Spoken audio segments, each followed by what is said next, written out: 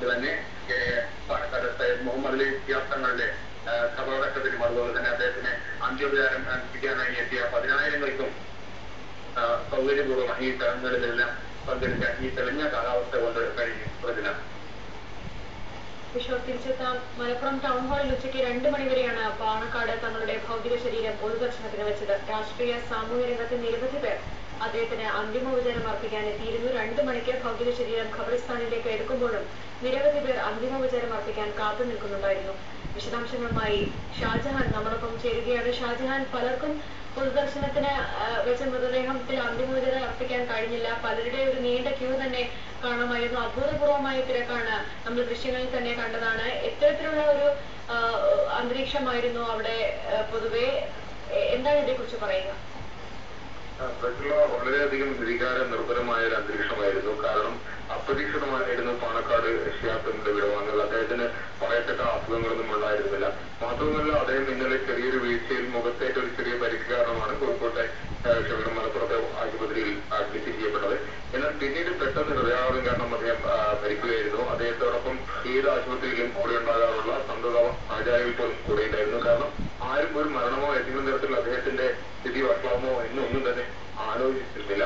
അത്തരം ഒരു ഘട്ടത്തിൽ അദ്ദേഹം പെട്ടെന്ന് അദ്ദേഹത്തിന്റെ ഉണ്ടായിട്ടുള്ള അദ്ദേഹത്തിന്റെ വിയോഗം തീർച്ചയായും താങ്ങാൻ കഴിയാത്ത ഒരവസ്ഥയായിരുന്നു. കാരണം ഇന്നലെ രാത്രി മുതൽ തന്നെ നൂറുകണക്കിന് ആയിരക്കണക്കിന് ആളുകൾ പാണക്കാട്ടെ അദ്ദേഹത്തിന്റെ വീട്ടിലെത്തുകയും ഒടുവിൽ ജീവിതം തീരുമാനിക്കുകയായിരുന്നു ഈ വലിയ ആൾക്കൂട്ടം എത്തുന്നുണ്ട്, അതുകൊണ്ട് പാണക്കാട്ടുള്ള ഒരു പ്രദർശനം പോരാ, അതുകൊണ്ട് ഈ ടൗൺ ഹാളിലേക്ക് അത്തരത്തിൽ പ്രദർശനം മാറ്റുകയായിരുന്നു. അങ്ങനെയാണ് പക്ഷേ ഇവിടെ വെച്ച് പ്രദർശനമാകാൻ തീരുമാനിച്ചത്.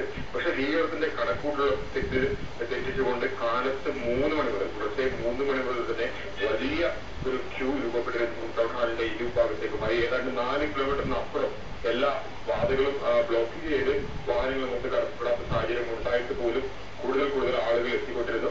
ഒടുവിൽ ഓരോ നിമിഷവും ഇവിടെ എത്തുന്ന ആളുകളെ പെട്ടെന്ന് തന്നെ നമസ്കാരം ചെയ്യിപ്പിച്ച് പറഞ്ഞുവിടാൻ ശ്രമം ഉണ്ടായി. പലരും തിരിഞ്ഞു പോകാൻ കൂട്ടാക്കിയില്ല.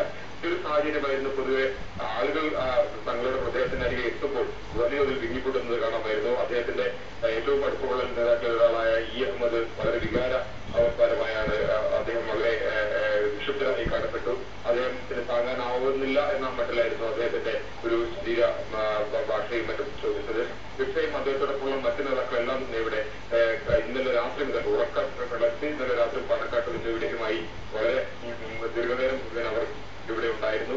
സാമാന്യ ജനങ്ങൾ മണിക്കൂറുകളോളം കാലത്ത് 3 മണിക്ക് ക്യൂ നിന്ന പലർക്കും 8 മണി 9 മണിക്ക് തന്നെയാണ് ശ്രീരാത്തങ്ങളുടെ ഹൃദയത്തിൽ അന്തിമോപചാരം അർപ്പിക്കാനായത്. അത്തരമൊരു സാഹചര്യമായിരുന്നു. ഒരുപക്ഷെ കേരളത്തിൽ സത്യപൂർവ്വമായിട്ടുള്ള മരണങ്ങളിൽ രാഷ്ട്രീയ നേതാക്കളുടെ മരണങ്ങളിൽ ഏറ്റവും അധികം ആളുകളെ വേദനിപ്പിച്ചതും ഏറ്റവും അധികം നേതാക്കൾ അന്തിമോപചാരം അർപ്പിക്കാനായി എത്തിയതുമാണ്. പക്ഷേ കേരള നിയമസഭയിലെ ഏറെക്കുറെ മന്ത്രിമാരും MLA-മാരും അടക്കം ഏറെക്കുറെ എല്ലാവരും എത്തിയിരുന്നു. ഏറ്റവും മുഖ്യമന്ത്രി VS അച്യുതാനന്ദൻ അടക്കം മന്ത്രിസഭയിലെ 10ഓളം മന്ത്രിമാരെത്തി. പിന്നാലെ സ്പീക്കർ രാധാകൃഷ്ണനും ഒപ്പം തന്നെ ഡെപ്യൂട്ടി സ്പീക്കർ ജോസ് ബേബി എത്തി. ഇത്തരത്തിൽ ഒരു വലിയ സാന്നിധ്യം ഇവിടെ ഉണ്ടായിരുന്നു തങ്ങൾക്ക് അർപ്പിക്കാൻ. ഒപ്പം തന്നെ വിവിധ മത സാമൂഹിക രാഷ്ട്രീയ മേഖലകളിൽ ഏറെക്കുറെ എല്ലാവരും തന്നെ ഇവിടെ എത്തിയിരുന്നു.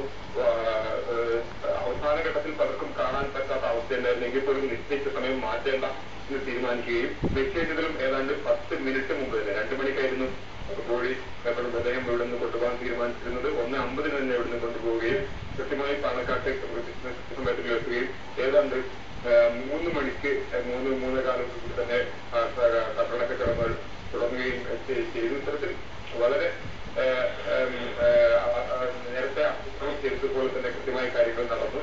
അണികളുടെ ഇപ്പോഴും അദ്ദേഹത്തോടുള്ള വികാരവായ്പ അടങ്ങിയിട്ടില്ല. പലയിടത്തും അണികൾ ഈ ലിഖിതമായ അണികളുണ്ട്. അങ്ങോട്ട് പോകേണ്ട എന്ന് പറഞ്ഞിട്ട് പോലും ആളുകൾ അവിടെ കൂട്ടം കൂടി നിൽക്കുന്നുണ്ട്. പ്രചരണം ഷാജഹാൻ, നമുക്കറിയാം മതേതര മൂല്യങ്ങൾ ഉയർത്തിപ്പിടിച്ച വ്യക്തിയായിരുന്നു അദ്ദേഹം. കേരള രാഷ്ട്രീയത്തിലെ സൗമ്യ സാന്നിധ്യം, പാവങ്ങളുടെ അഭയന്തം, ഒരുപാട് വിശേഷണങ്ങളും സവിശേഷതകളും ബാക്കി വെച്ചുകൊണ്ടാണ് അദ്ദേഹം യാത്രയായത്. ഈ ചരിത്രത്തിൽ എവിടെയായിരിക്കും പാണക്കാട് മുഹമ്മദ് ശിഹാബ് തങ്ങളുടെ സ്ഥാനം? എന്തൊക്കെ അദ്ദേഹത്തിന്റെ സംഭാവനകൾ എത്തരത്തിൽ വിലയിരുത്താം? എന്തൊക്കെ ഓർമ്മകൾ ബാക്കി വെച്ചുകൊണ്ടാണ് അദ്ദേഹം യാത്രയായത്? മുസ്ലിം ലീഗിനെ പോലെ ഒരു സാമുദായിക പ്രസ്ഥാനത്തെ നയിക്കുകയും ഒരു മുഖ്യധാര മതേതര പാർട്ടിയുടെ എല്ലാ സ്വഭാവങ്ങളും ഉൾക്കൊണ്ടുകൊണ്ട് കഴിഞ്ഞ 3 പതിറ്റാണ്ടിടെ പാർട്ടിയെ അത്തരത്തിലേക്ക് മാറ്റി തീർത്ത ഒരു നേതാവ് എന്ന നിലയായിരിക്കും ഒരുപക്ഷെ അദ്ദേഹത്തെ ചരിത്രം ഓർത്തു വെക്കുക. ഒപ്പം തന്നെ അദ്ദേഹം കാണിച്ചിട്ടുള്ള സംയമനവും ഒപ്പം തന്നെ ഒരു